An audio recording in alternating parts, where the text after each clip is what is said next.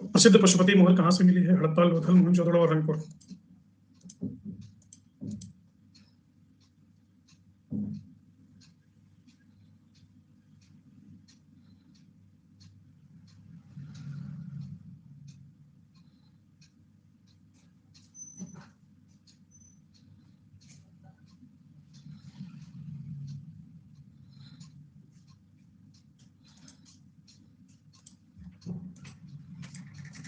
किस हड़प्पी स्थल से सूती कपड़े का टुकड़ा मिला है? हड़प्पा, कालीबंगा, लोथल, मोहनजोदड़ो।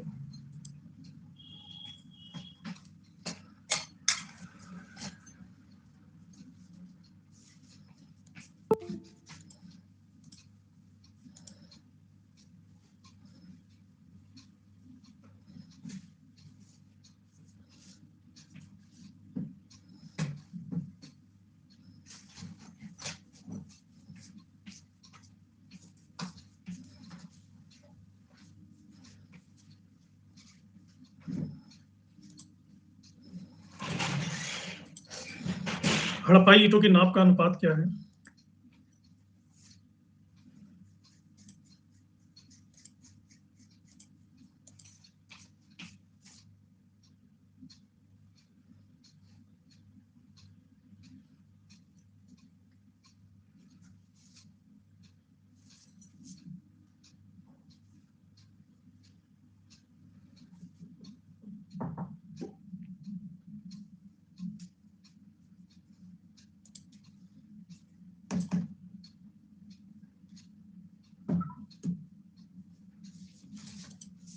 भारत में मूर्ति पूजा कब से प्रारंभ होती है?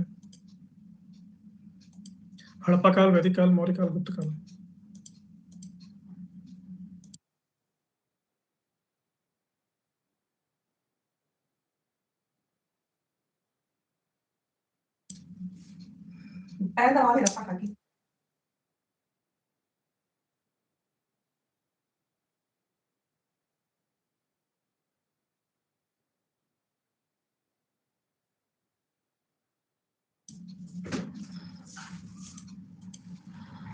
ताम्बोती नाम से क्या प्रसिद्ध है? आहार, कायथा, मालवा, पुत्रशबी।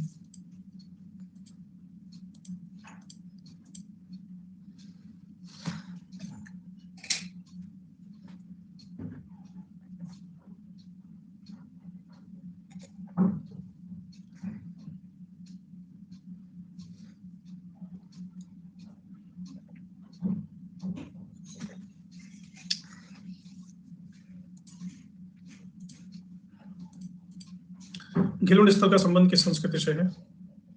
आहार, नवपाषाण काल, मालवा और कोई नहीं।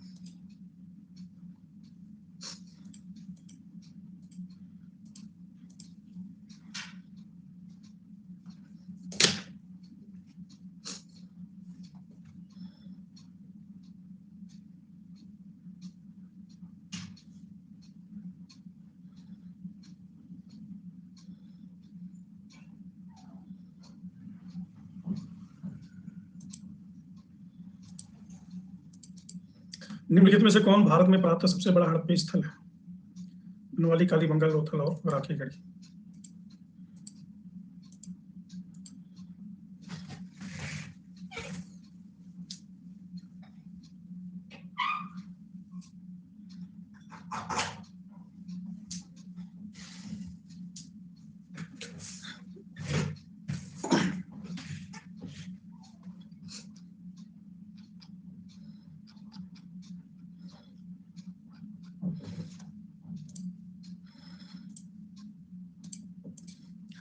हड़प्पा संस्कृति में निम्नलिखित में से कौन सा स्थल हरियाणा में स्थित है? बनावली, कालीबंगा, राखीगढ़ी, रोपड़।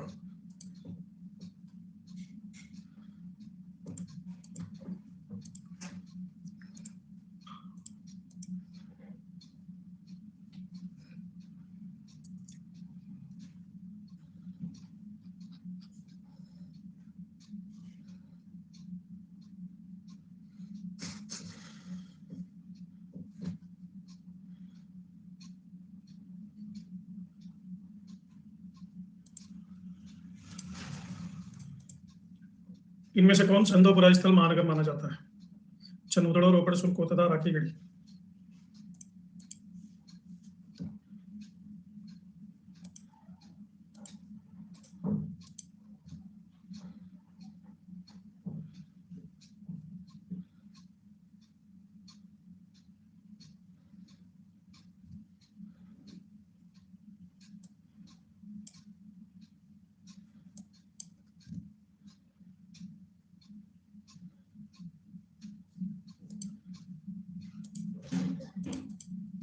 कौन सी विशेषता सिंधु घाटी सभ्यता को विश्व की अन्य समकालीन सभ्यताओं से विशिष्ट बनाती है? धार्मिक विश्वास, नगरीय योजना, कृषि का विकास, राजतंत्र का विकास।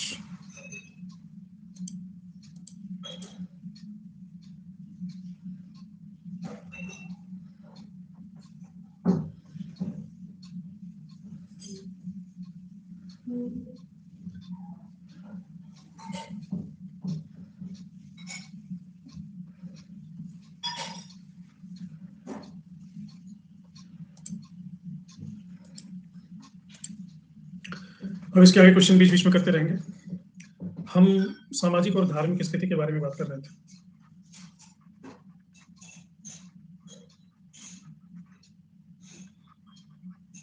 Socio religious condition. तो उस हड़प्पा कल्चर के धार्मिक और सामाजिक स्थिति कमोबेश आज की ही तरह थी। भोजन में शाकाहारी मांसाहारी दोनों करते थे। कुछ फसलों के उदाहरण मिले हैं, जौ, चावल, बाजरा, गेहूं, तिल, दाल, शहद। कुछ फल भी आज ही की तरह थे, खरबूजा, तरबूज, नारियल, नींबू, अनार। और शुअर, मुर्गी, बत्तख, घड़ियाल, भेड़, बकरी, इनका मांस भी खाते थे। और हड़प्पा और नौशारो और मोहनजोदड़ो ये 3 नगर हैं जहां से मोहरों पर महिलाएं गूंथते हुए, आटा गूंथते हुए या कुछ भी गूंथते हुए अंकित की गई हैं,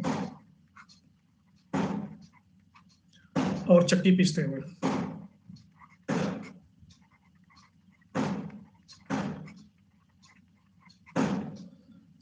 तो इससे श्रम विभाजन का पता चलता है। ये पापी पंजाबी पटाखे चला रहे हैं। जुआ इनका खेल था, प्रमुख खेल था। पासे का खेल। शिकार पे भी जाते थे।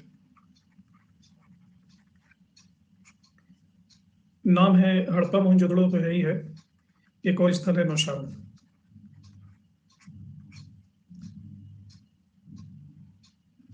एक मोहर पर मुर्गे को लड़ते हुए दिखाया गया, 2 मुर्गों को लड़ते हुए दिखाया गया। तो मुर्गे की लड़ाई भी होती थी, ये भी इनके खेलों में शामिल है। नर्तकी शतरंज का खेल बहुत ही प्रसिद्ध था, और खासकर लोथल से।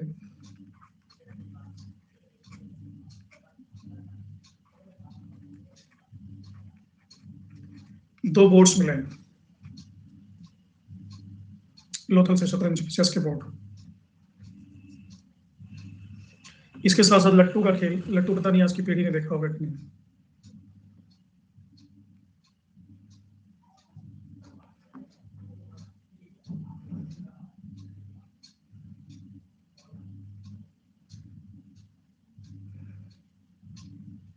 लट्टू के खेल के उदाहरण मिलते हैं, और हड़प्पा से ही मिले हैं शंख और टेराकोटा से बने हुए। बहुत सारी खिलौने, गेंद, पहियों वाली गाड़ी, सीटी, झुंझुना, ये सारी चीजें। पिंजरे में पंछियों को पालना, ये भी संस्कृत की विशेषता ही से शुरू हो गया था।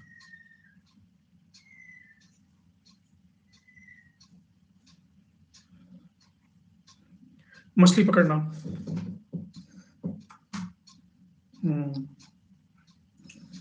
युद्ध, शिकार, तीर, धनुष, फरसा, भाला, कटार, गदा, इनके भी प्रमाण मिले। बहुत ज्यादा नहीं मिले, गदा ही मिले।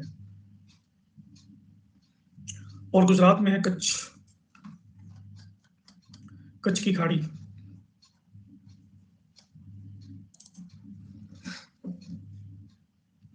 पंचम द्वीप में है कुरन जूनी, कुरन धौलावीरा। वहां से स्टेडियम जैसी संरचना मिली है, और जैसे आधुनिक स्टेडियम में होता है ना, सीढ़ी नुमा बैठने के लिए संरचना होती है, वैसी मिली है। इसलिए मार्टिन व्हीलर कहता है कि सिंधु ने भारत को उसकी सभ्यता प्रदान की है, और गंगा ने भारत को उसकी आस्था प्रदान की है। जो भारतीय सभ्यता में आधारभूत चीजें हैं आज भी, वो सिंधु घाटी की सभ्यता में शामिल है।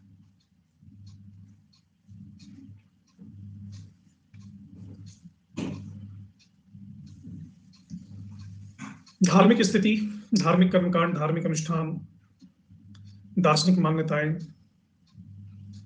इन सबका बहुत ज्यादा पता नहीं चल पाया है, क्योंकि लिपि ही नहीं पढ़ी जा सकती है। लेकिन कुछ क्रियात्मक पक्ष इसके जरूर उजागर होते हैं सैंधो सभ्यता के। मसलन मातृ देवी की पूजा, ये मातृ देवी की प्रतिमा मिली है मोहनजोदड़ो से, नारी की आकृति है। और हड़प्पा में कुछ मोहर ऐसे मिले हैं जैसे कि सिर के बल खड़ी एक स्त्री है।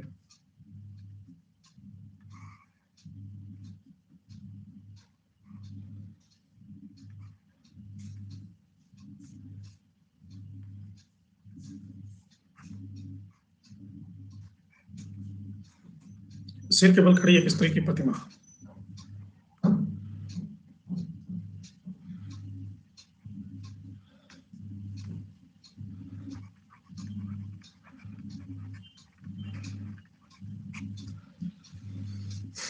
और इस स्त्री के गर्भ से निकलता हुआ एक पौधा दिखाया गया है।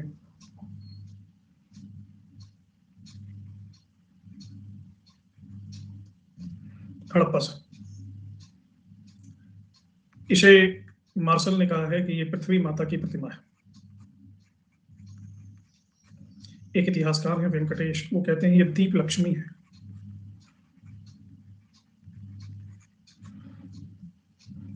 हड़प्पाई लोग धरती को उर्वरता की देवी समझते थे, शायद ये उसकी प्रतिमा हो। इसी मुहर के दूसरे फ्लैट पे एक दूसरी आकृति बनी है। एक व्यक्ति है जो शस्त्र लिए हुए खड़ा है।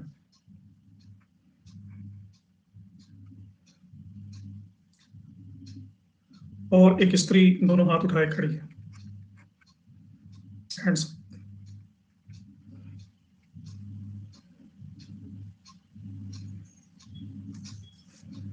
ये भी हड़प्पा में ही मिला है। तो इससे अनुमान लगाया गया है कि मातृ देवी, ये जो स्त्री है दोनों हाथ उठाए खड़ी है, ये मातृ देवी है।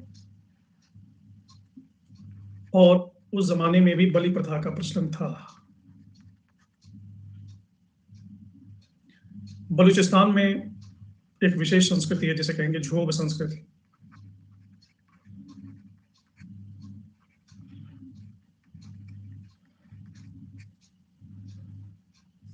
यहाँ मिट्टी की मूर्तियां मिली हैं, लेकिन मिट्टी की मूर्तियां हैं रौद्र रूप में। रौद्र यानी भयंकर, काली की तरह। तो यहाँ हम देखते हैं कि पृथ्वी माता, काली माता, दुर्गा माता, जो बाद के कालों में हमारी संस्कृति का हिस्सा बने, वो इंडस वैली सिविलाइजेशन में पहले से ही थे। मैके को मोहनजोदड़ो से पशुपति की मुद्रा मिली है, ये जो साइड में दिख रहा है। मार्शल ने इसको कहा है शिव का प्राथमिक रूप, शिव का पहला रूप, पाक शिव। इसमें पुरुष देवता के 3 मुंह दिख रहे हैं, पद्मासन की मुद्रा में है, सिर पर सिंह है, 6 पशुओं का अंकन है, चीता, हाथी, गैंडा, भैंसा, 2 हिरन के बच्चे उछल रहे हैं। लेकिन बैल यहाँ पे नहीं है, कल मैंने बताया था क्यों नहीं है। और इसी मुहर पर, ये पशुपति के मुहर पर हड़प्पा लिपि के 7 अक्षरों का एक लेख।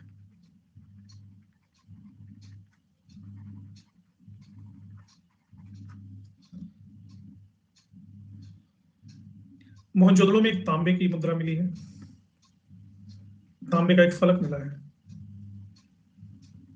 जिस पर एक पुरुष धनुष बाण लिए खड़ा है।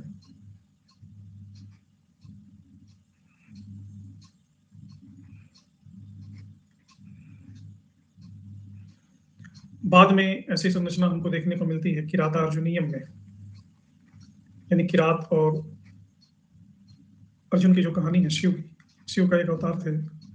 किरात अर्जुनियम किसने लिखा है? भारवी ने।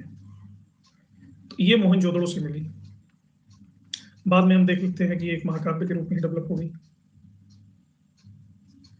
मोहनजोदड़ो की कुछ मुद्रा पे अर्धमानव अर्ध पशु को बाघ पर हमला करते हुए दिखाया गया।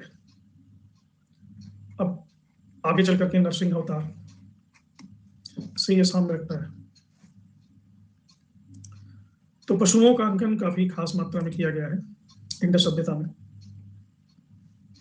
जैसे इस चित्र में कुछ कुछ अंकित हैं। ये प्रतीक चिन्ह है। यहाँ बैल,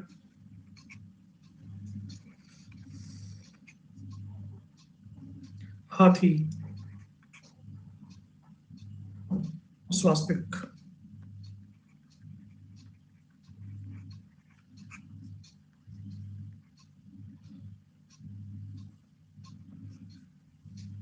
यूनिकॉर्न,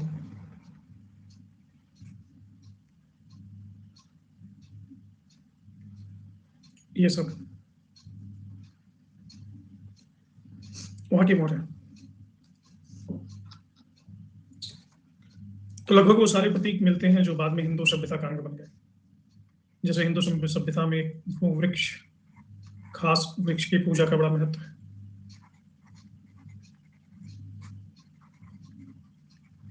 पीपल की पूजा। गीता में भगवान कृष्ण ने काफी बाद में अपने आप को कहा कि हे अर्जुन, वृक्षों में मैं अश्वत्थ हूँ। अश्वत्थ यानी पीपल। मार्शल इस पीपल को मानते हैं कि ये एक देवता है। पीपल कोई पेड़ नहीं, देवता है। और इसकी सवारी है यूनिकॉर्न। यूनिकॉर्न यानी एक श्रृंगी पशु जो मैंने दिखाया। यूनिकॉर्न पीपल पूजा से जुड़ा हुआ है। तो सबसे इंपॉर्टेंट यूनिकॉर्न है, इसके बाद कुबड़ वाला बैल। बैल को जोड़ा गया है पावर से, शक्ति से। नाग, लोथल से नाग पूजा के प्रमाण मिलते हैं। बाद में हम नाग पंचमी वगैरह मनाते थे। मोहनजोदड़ो में तो मिट्टी के बर्तन में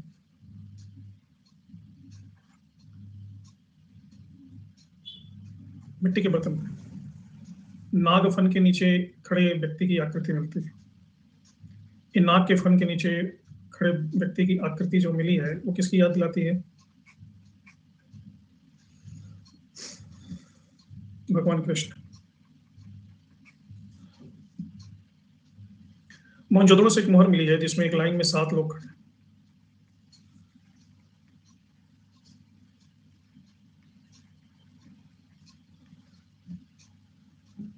और ये पीपल वृक्ष के नीचे खड़े सिंह वाली आकृति को देख रहे हैं। यही धारणा आगे चल करके बन गई सप्तर्षि की धारणा। 7 ऋषि। बहुत सारे वृक्षों का, जैसे नीम का पेड़, बबूल, खजूर, इनका अंकन मिलता है मोहरों पर और मिट्टी के बर्तनों पर। ये 7 लोग खड़े हुए देख रहे हैं कि एक पीपल का पेड़ है और पीपल के पेड़ के नीचे एक देवता बैठे हैं जिनके सिंह है, मे भी पशुपति। तो बड़े ही आश्चर्यजनक रूप से ताबीज भी मिला है। ताबीज का मिलना दिखाता है कि भूत प्रेत ये मानते थे। लिंग की पूजा हड़प्पा काल में शुरू हुई। हालांकि शिवलिंग का ये स्वरूप तो बाद में विकसित हुआ, लेकिन पूजा हड़प्पा काल में ही शुरू हुई थी। लिंग और योनि को हड़प्पा काल में पवित्र माना गया है। अभी तो सिर्फ शिवलिंग की पूजा होती है, उस समय लिंग और योनि दोनों की पूजा होती थी। यानी काम को ये पवित्र मानते थे। जैसे कालीबंगा में शिवलिंग जैसी आकृति मिली थी। पक्षियों की भी पूजा के उदाहरण है, जैसे डव। डव यानी फाख्ता को पवित्र पक्षी माना गया है। ये फाख्ता।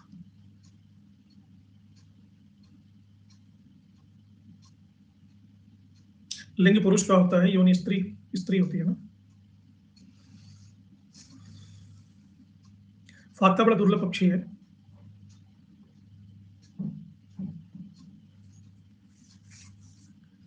साथ साथ बतख और मोर, स्वास्तिक, ये नीचे दिया हुआ है, चक्र, क्रॉस, ये सारे।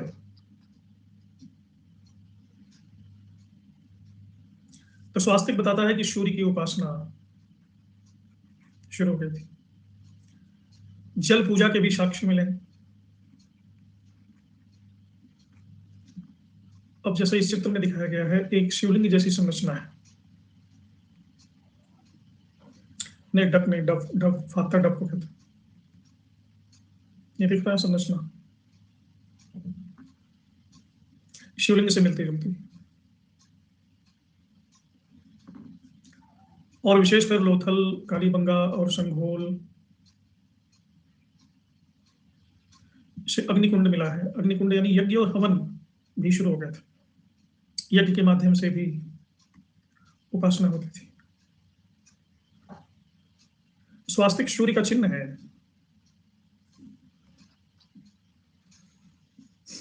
जैसे त्रिशूल चिन्ह है भगवान शिव का, वैसे स्वास्तिक चिन्ह है सूर्य का। मंदिर नहीं मिला है, तो इसका मतलब खुले स्थान पे पूजा होती थी। बड़ा ही आश्चर्य है कि योग का प्रचलन इस काल में हुआ, लेकिन वैदिक काल में हमें योग के बारे में कोई साक्ष्य नहीं मिलता। सूती कपड़ा हाँ कई जगह से मिला है। योग की बात आज ही नहीं करते, लेकिन योग इंडस वैली सिविलाइजेशन में है। पशुपति की पद्मासन की मुद्रा है। मोहनजोदड़ो से एक ऐसी मूर्ति मिली है जिसमें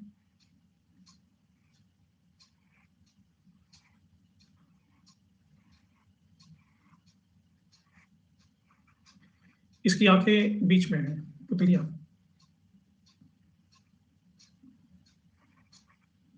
तो ये नासाग्र है। इसको शांभवी मुद्रा भी कहते हैं।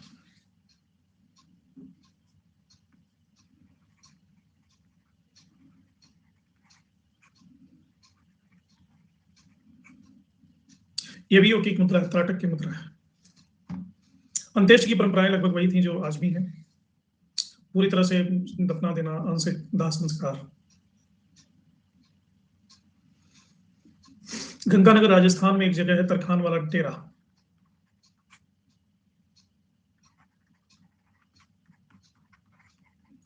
इस जगह से चबूतरे पर दाह संस्कार के प्रमाण मिले।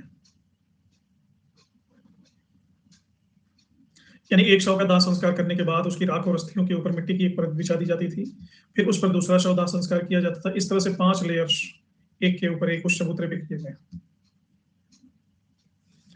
आंशिक समाधान में मृतक को खुले मैदान में छोड़ देते थे, जैसे फारसी करते हैं, जानवरों को, पक्षियों को खाने के लिए। और पशु पक्षी चिड़िया जब इनको खा लेती थी, तो जो इनकी हड्डी बचती थी उनको ये गाड़ देते थे। तो आंशिक समाधान समाधान अभी बहावलपुर में उपलब्ध है, इसके प्रमाण।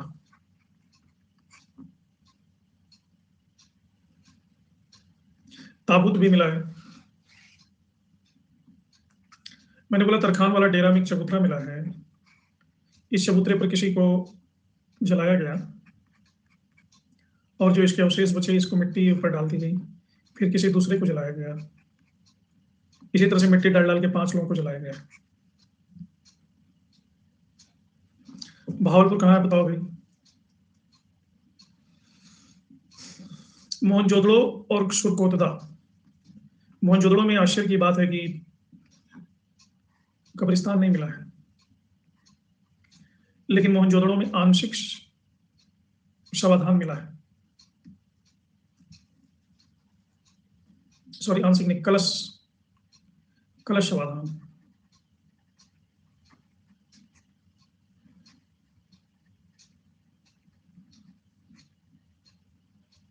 तो इसके उदाहरण मिलते हैं मोहनजोदड़ो और सुरकोतदा में।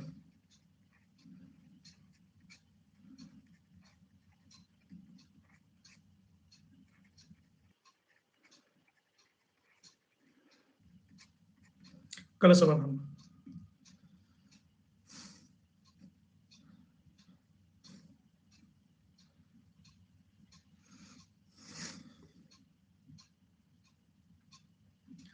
इस कलश समाधान की एक अनूठी विशेषता है कि इसमें मनुष्यों की हड्डियों को नहीं रखा जाता है। इस कलश में राख और जानवर,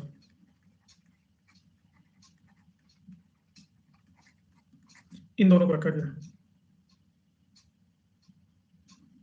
तो मार्शल और मैके इसको समाधान नहीं मानते, इसको मानते हैं प्रतीकात्मक समाधान, प्रतीकात्मक समाधियां। व्हीलर और पिकेट इसको कहते हैं शॉक पिट। शॉक पिट यानी शॉक का गड्ढा। शोक मतलब वो शोक नहीं, मॉर्निंग नहीं। जो उत्तर दक्षिण वाली परंपरा वैदिक काल में है कि दक्षिण तरफ पैर करके नहीं सोना चाहिए, ये इंडस वैली में भी था, लेकिन कुछ कुछ जगहों पे लोगों ने इसका ख्याल नहीं किया। जैसे लोथल में पश्चिम की तरफ पैर है, रोपड़ में पूर्व की तरफ पैर है, कालीबंगा में उत्तर की तरफ पैर है, और कालीबंगा और लोथल में युगल समाधान मिले थे।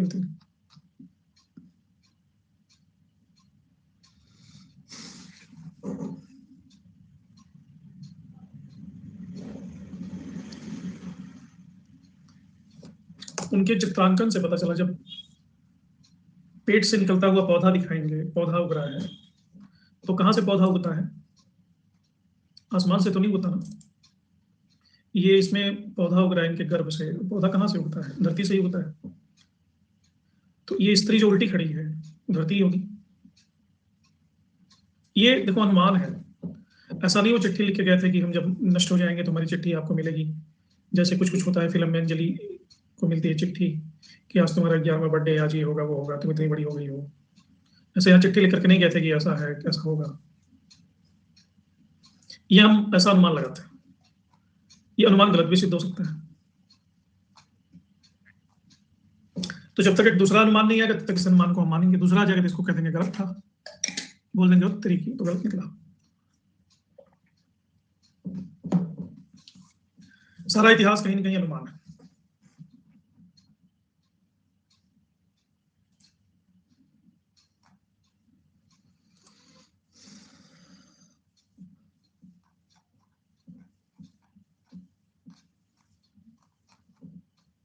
साउथ की तरफ पैर करके नहीं सो सकते,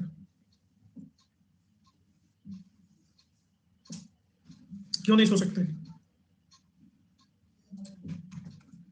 क्योंकि हमारी जो धरती है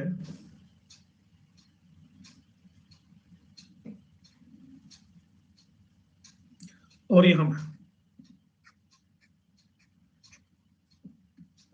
धरती में ऊपर की तरफ नॉर्थ पोल है और दक्षिण की तरफ साउथ पोल है। आपको पता होगा जब किसी मैग्नेट को हम हवा में सस्पेंड करते हैं, लटकाते हैं, इसी से कंपास बना है। मैग्नेट को हवा में लटकाओगे तो इसका जो नॉर्थ वाला पोर्शन है वो साउथ की तरफ जाएगा, और इसका जो साउथ पोल है वो धरती के नॉर्थ पोल की तरफ जाएगा। मनुष्य के भीतर रक्त में होता है आयरन, खून में लोहा होता है जिसे हम कहते हैं हीमोग्लोबिन। जब इसकी कमी हो जाती है तो आयरन रिच चीज हम खाते हैं, और जब किसी भी चीज को एक दूसरे से रगड़ते हैं तो उस चीज में आ जाता है मैग्नेटिज्म, चुंबकीय शक्ति। और ब्लड हमारे शरीर में एक ऐसी चीज है जो 24 घंटे दौड़ रहा है और हमारे वेन से ही रगड़ खा रहा है। तो हमारे जो ब्लड में हीमोग्लोबिन और आयरन है उसके अंदर भी मैग्नेटिज्म आ जाता है, ड्यू टू फ्रिक्शन, घर्षण के कारण। अब हम जब नॉर्थ की तरफ सर करके सोएंगे, साउथ की तरफ पैर करके सोएंगे, तो हमारे ब्लड के छोटे छोटे मॉलिक्यूल्स के पास भी नॉर्थ एंड साउथ पोल है, वो सारे के सारे खींच जाएंगे, एक ही डायरेक्शन में स्टिल हो जाएंगे। इससे ब्लड सर्कुलेशन में बाधा आएगी।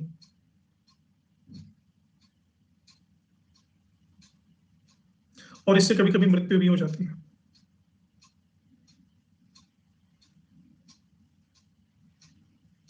ब्रेन तक ब्लड ही नहीं पहुंचेगा। तो ये एक रीजन है इसलिए नहीं सोते, ये वैज्ञानिक कारण है।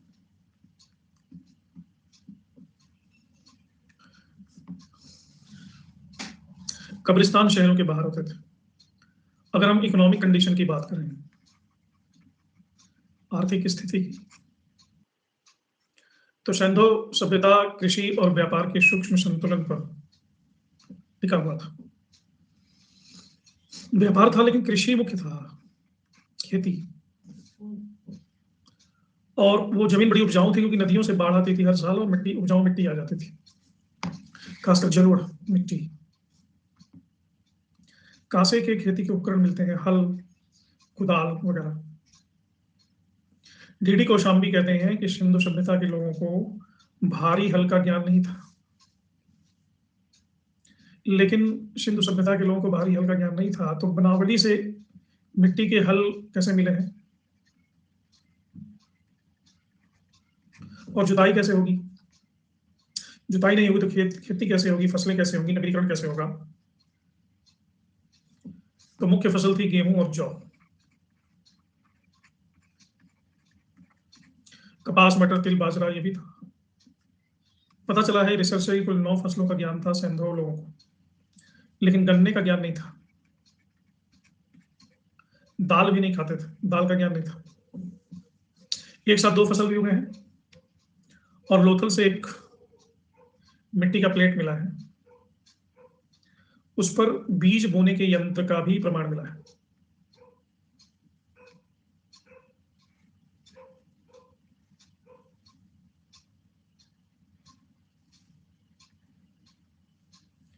बीज बोने के यंत्र हुआ करते थे।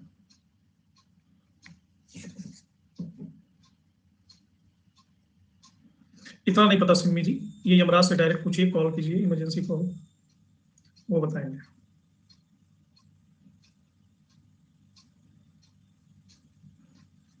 एक जगह है तरकाई टीला।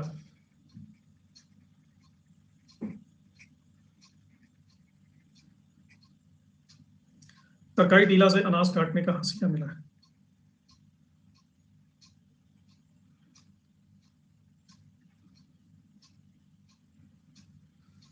यमराज का नहीं तो भैंस वैंस से पूछो, वो बताएगी फोन नंबर। प्राचीन विश्व का कपास उगाने का प्रमाण यहीं से मिला है।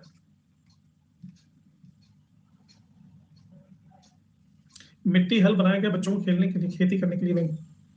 लेकिन हम खिलौना उसी का बनाते हैं ना, जिसका पहचान हो, जो चीज वहां पे एग्जिस्ट करती है, उसी का तो खिलौना बनाएंगे।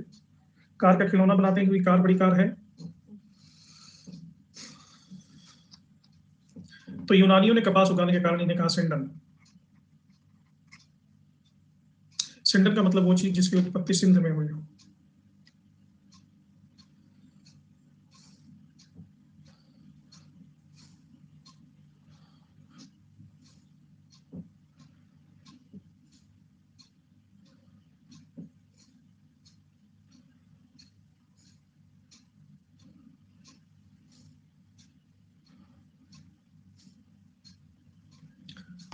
चना को दाल के रूप में हम प्रयोग करते हैं, लेकिन चना दाल नहीं है।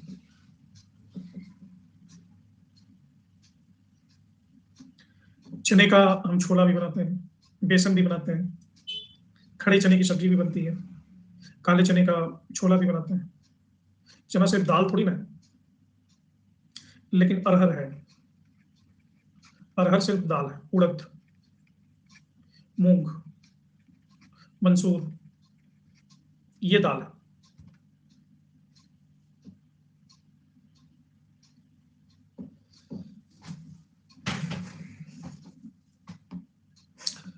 तो सिंचाई साधन के लिए नहरों के प्रयोग का साक्ष्य नहीं मिलता। एक जगह से नहर मिला है, सोरठुगई से, और कहीं से नहीं मिला है। बारिश के पानी जलाशय, कुओं से सिंचाई होती थी, तालाब से सिंचाई होती थी, जैसे धौलावीरा से पत्थर का तालाब मिला है, बलूचिस्तान से बांध मिला है, मोहनजोदड़ो के एक मोहर पर ढेकली का अंकन मिला। ढेकली समझते हो ना?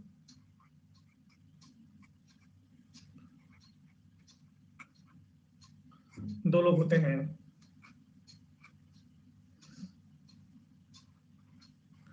और ऐसे टोकरी टाइप का बनाते हैं, और नीचे जलाशय होता है, और ये पानी फेंकते हैं, सिंचाई करते हैं। तो ढेकली से सिंचाई के साक्ष्य मिले। ग्रेनरी का तो बताया ही मैंने। टैक्स प्रणाली व्यवस्थित थी, अनाज लिया था, टैक्स के रूप में लिया जाता था। यातायात, कृषि, पशु। कालीबंगा में अन्न संग्रह के लिए एक के ऊपर एक रखे हुए बर्तन मिले।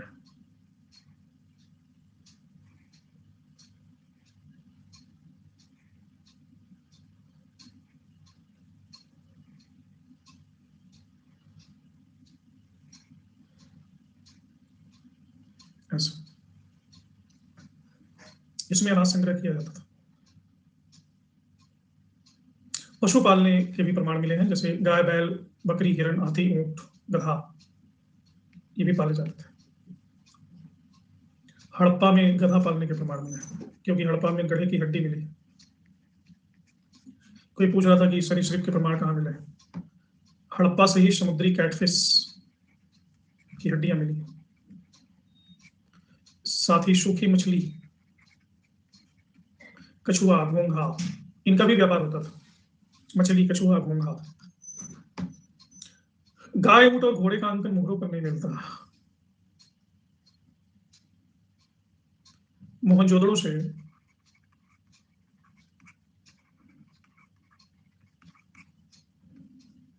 मिट्टी का घोड़ा मिला, मिट्टी का बना हुआ घोड़ा।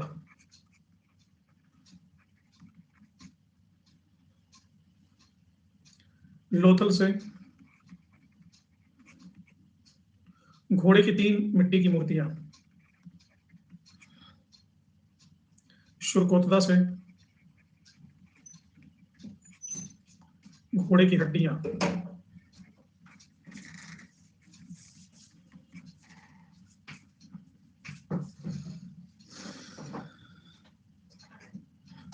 काऊ का नहीं मिला ना, गाय, ऊंट, घोड़े का अंकन मोहरों पर नहीं मिलता, मैंने बताया तो। सूत की कताई, बुनाई, ये सब थे वहां पे प्रैक्टिस में। जैसे मोहनजोदड़ो से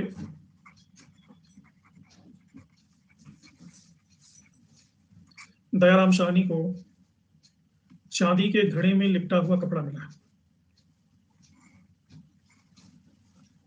चांदी का कलश है और इस पर सूती कपड़ा। कालीबंगा में सूती कपड़े में लिपटा हुआ एक उस्तरा मिला। उस्तरा समझते हो?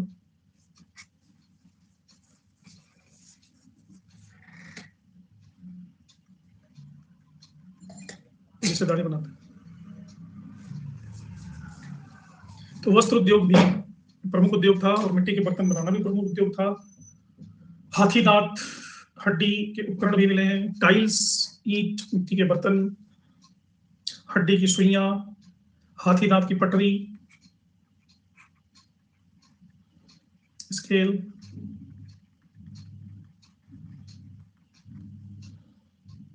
ये लोथल से मिली है। लोथल से खांचे वाला वर्मा मिला है।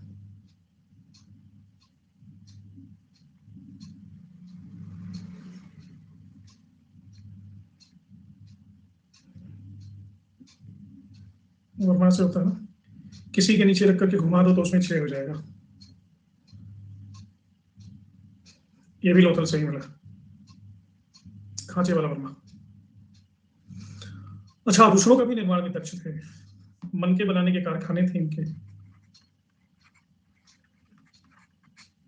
चंदोदड़ो और लोथल में मन के बनाने के कारखाने मिले। बालाकोट और लोथल,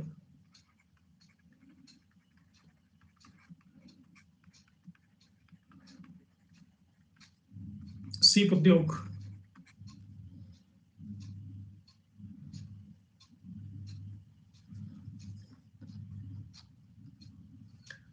तो कुछ कुछ चीजें हैं जो स्पेसिफिक स्थलों पर ही मिलती थी।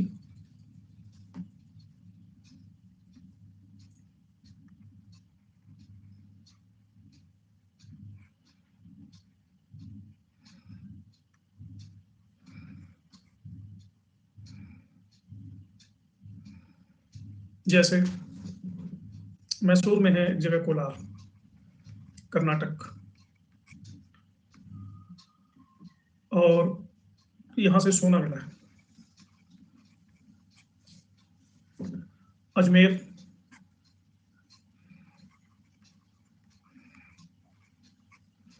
सीसा। राजस्थान में ये जो इलाका है इसे कहते हैं गणेश्वर, गणेश्वर या खेतड़ी। खेतड़ी में तांबा।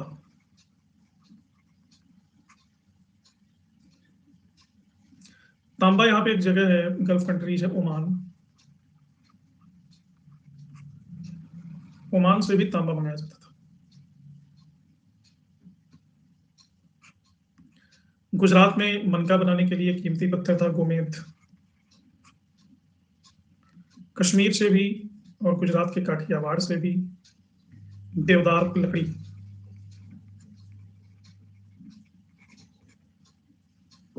अफगानिस्तान में खासकर लाजवर्द, चांदी और टिन। हरियाणा में तोमस एक जगह है, वहां भी टिन उपलब्ध था। इसी तरह से अफगानिस्तान में एक जगह था बदख्शां, बदख्शां में भी लाजवर्द था। करेंसी नहीं थी, रुपया नहीं था, तो व्यापार का माध्यम बेसिकली था बार्टर सिस्टम, वस्तु विनिमय। तो व्यापारिक गांठों पैकेजिंग पर शिल्पियों और व्यापारियों द्वारा मुहर लगा दी जाती थी, ठप्पा। ये वही ठप्पे हैं जो आपको शील के रूप में दिखते हैं। ये शील बेसिकली व्यापारियों के ठप्पे हैं, ये करेंसी नहीं है। बहुत सारे लोग इसको करेंसी समझने की गलती करते हैं। This is not, these are not currencies. अलग अलग व्यापारिक घरानों के यहाँ पे नाम लिखे गए हैं, ये नाम है और ये उनके चिन्ह हैं। अब जैसे यूनिकॉर्न पे कई तरह के चिन्ह हैं,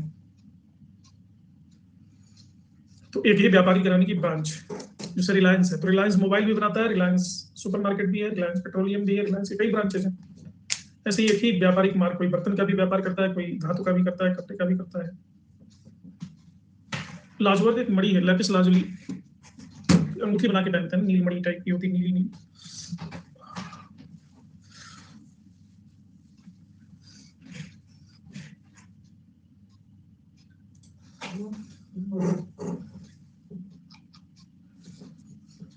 पशुओं के माध्यम से व्यापार होता है, बैलगाड़ी, नाव।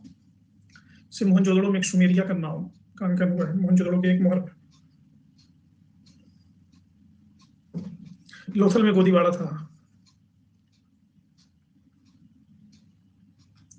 और जो भी नगर हम देखते हैं वो नदियों के तट पर ही स्थित है, जो भी खासकर व्यापारिक नगर है ना, जैसे ये भगत अकीम नदी, मेघम, नर्मदा, प्रभासपट्टन, हिरण्य, रोथल, साबरमती, भोगवा। ये सब नदियों के लिए इसलिए कि व्यापार हो सके। अंतर्राष्ट्रीय व्यापार भी होता था। सतका गंडोर को कहते थे हड़प्पा के व्यापार का चौराहा। तो लाहिड़ी एक भाई साहब हैं, इतिहासकार हैं। उन्होंने अपने अध्ययन से 7 आंतरिक व्यापारिक मार्गों को चिन्हित किया।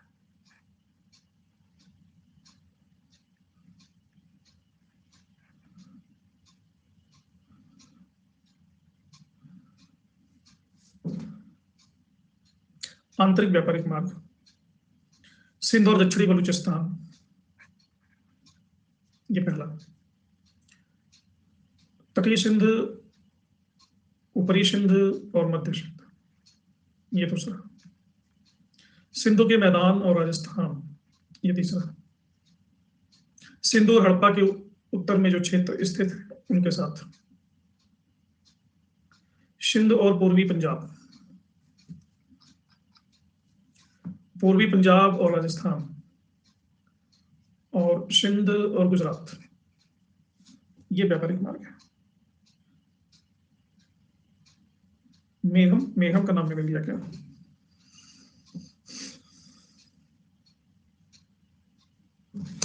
मेघम क्या होता है भाई?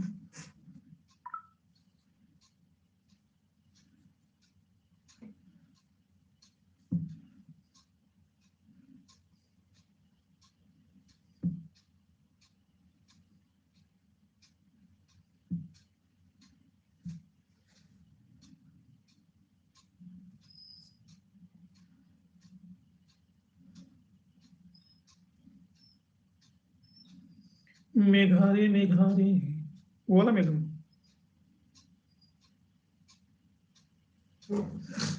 किस मेघम की बात करती हो?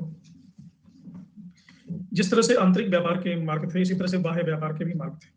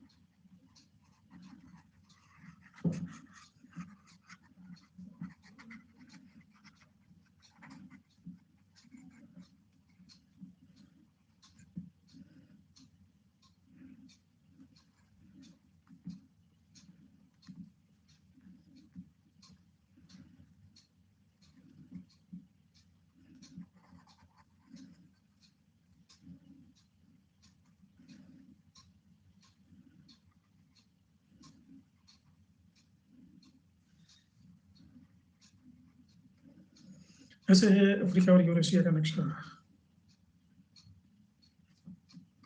तो इसको इसलिए बनाया ताकि अंतर्राष्ट्रीय व्यापार की बात हो सके। तो सिंधु जन बाह्य व्यापार मुख्य रूप से मध्य एशिया से करते थे।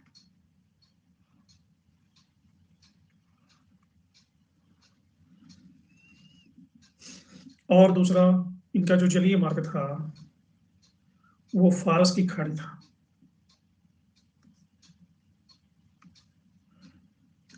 स्थलीय व्यापार मुख्यतः अफगानिस्तान, इसके थोड़ा सा और आगे ईरान, इसके थोड़ा और आगे मेसोपोटामिया यानी इराक,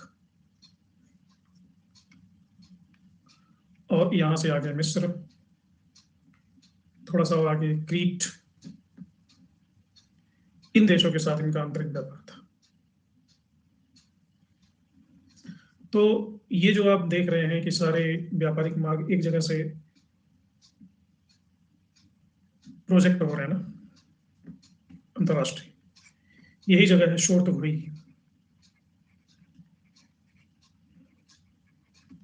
इसे कहते हैं अंतरराष्ट्रीय व्यापारिक चौराहा। यहाँ पे इन्होंने वाणिज्यिक बस्तें स्थापित की और यहाँ से व्यापार। अब क्या क्या आयात करते थे विदेशों से? ये लाजवर्थ, टिन, चांदी, मनका, फिरोजा। ये हम देख रहे हैं कि ये विलासिता की वस्तु, मनका नहीं, बीड्स, बीड्स नहीं है, मोतियों की गोल गोल मनके होते हैं ना, जिनके हार बनते हैं।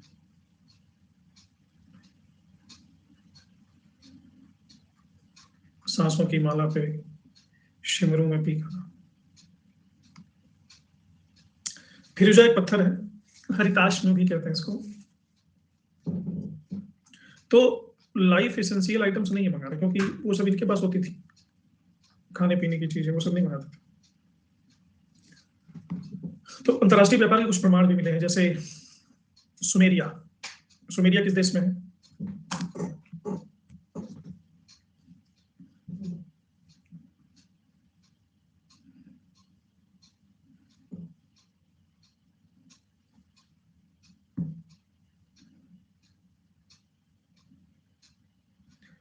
दक्षिणी इराक।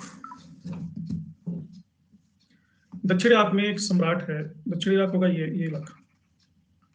यहाँ पर एक सम्राट है, उसका नाम है सारगोन। इसका एक लेख मिला है। इस लेख में कुछ कुछ जगहों का उल्लेख हुआ जहां से व्यापार होता है। ढेलमुन, मगन और मेलुहा। मेलुहा सिंधु सभ्यता को ही कहा गया है। हाँ, इकोनॉमिकल कंडीशन बहुत अच्छा है। ढेलमुन है बहरीन। ये बहरीन जो था वो सिंधु और मेसोपोटामिया के बीच व्यापार बिचौलिया था। यहाँ हाथी बहुत होते थे। और ढेलमुन को सूर्योदय का देश भी कहा गया है। ये जो मगन है ये वस्तुतः तांबे का स्रोत। मगन को ओमान एक देश है, यहीं पर है, यहाँ था मगन।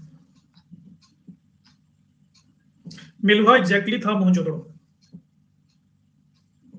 सुमेरियन लेखों में मेलुहा को कहा गया है काले विदेशी लोगों की भूमि या नाविकों का देश।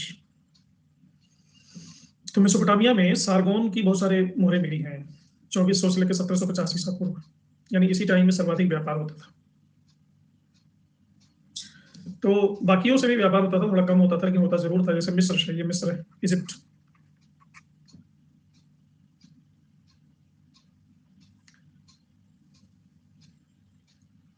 अभी फारस की खाड़ी में एक जगह मिला है फैलका।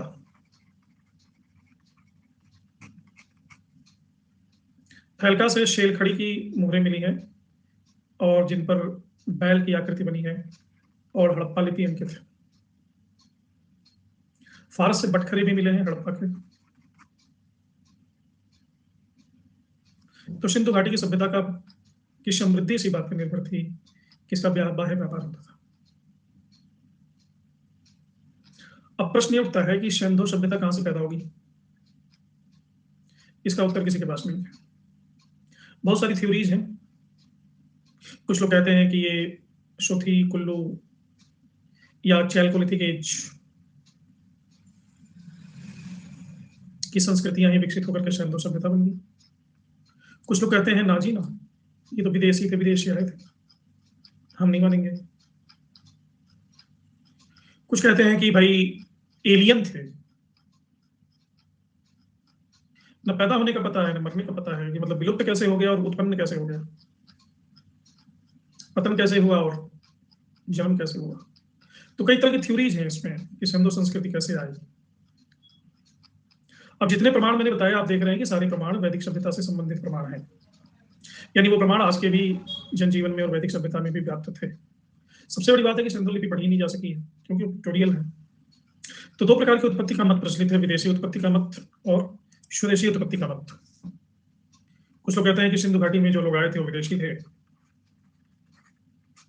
John Marshall, Gordon Childe, M Wheeler, क्रेम और डी कोशाम्बी, ये सब विदेशी नाम थे।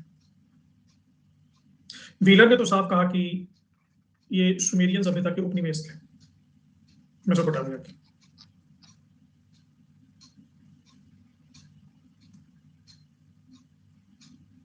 मेसोपोटामिया से मिस्र पहुंची, मिस्र से भारत पहुंची, ऐसा व्हीलर कहता है।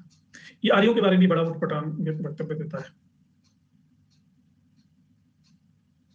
एच डी सांकलिया ने कुछ ठीक ठाक बात की है कि बलूचिस्तान में जो लोग थे वही बन गए।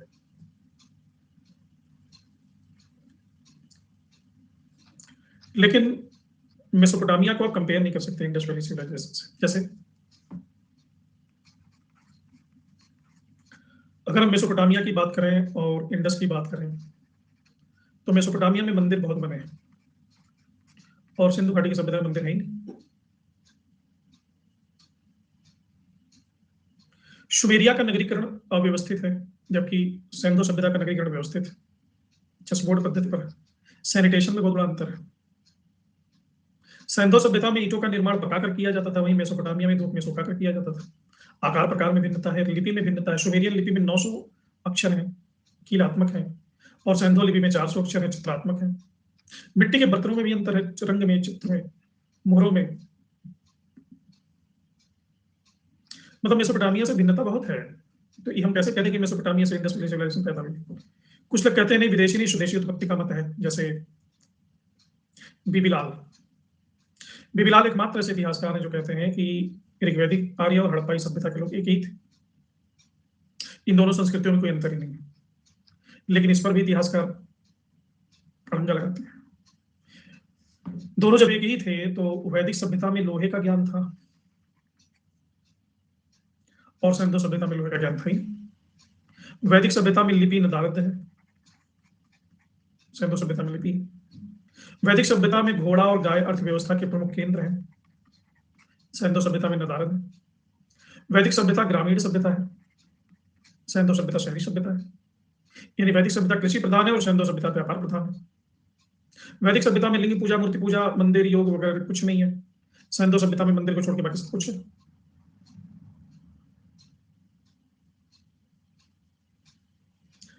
एक और है सुनील कुमार चटर्जी, वो कहते हैं कि द्रविड़ों ने पैदा कर दिया संस्कृति। बाहुई भाषा बलूचिस्तान में प्रचलित थी, जो द्रविड़ बोलते हैं, तो द्रविड़ निर्माण थे। सबसे बड़ी समस्या यह है कि द्रविड़ों ने यहाँ आकर के इतनी उन्नत और व्यवस्थित सभ्यता, नगरीकरण का विकास किया, तो खुद क्यों पिछड़ गए? क्योंकि द्रविड़ों में कभी नगरीय सभ्यता रही ही नहीं। फेयर सर्विस और उर्मिला थापर मानती हैं कि बलूची ग्रामीण संस्कृति से सभ्यता का जन्म हुआ है। अमलानंद घोष, धर्मपाल अग्रवाल, आलचीन ये मानते हैं कि ग्रामीण संस्कृति से क्रमिक विकसित हुआ है और यही माना जा सकता है क्रमिक विकास का सिद्धांत। पहले गांव थे, चैलकोलिथिक एज में गांव से शहर हो गए।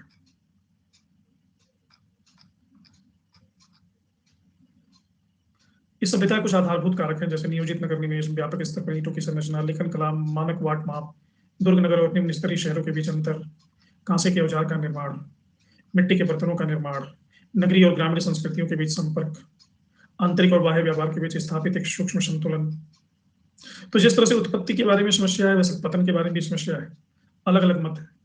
राम प्रसाद चंदा पहले ऐसे व्यक्ति थे जिन्होंने कहा कि आर्यों ने अटैक कर दिया। गॉर्डन चाइल्ड भी यही कहता है। मैकेविलर और पिगट इस पर मुहर लगा देते हैं, और इसके लिए आर्यों का राजा था इंद्र।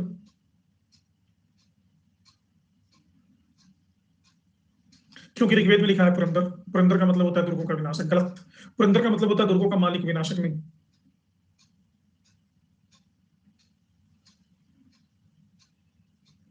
व्हीलर कहता है कि मोहनजोदड़ो में 42 नरकंकाल मिले हैं।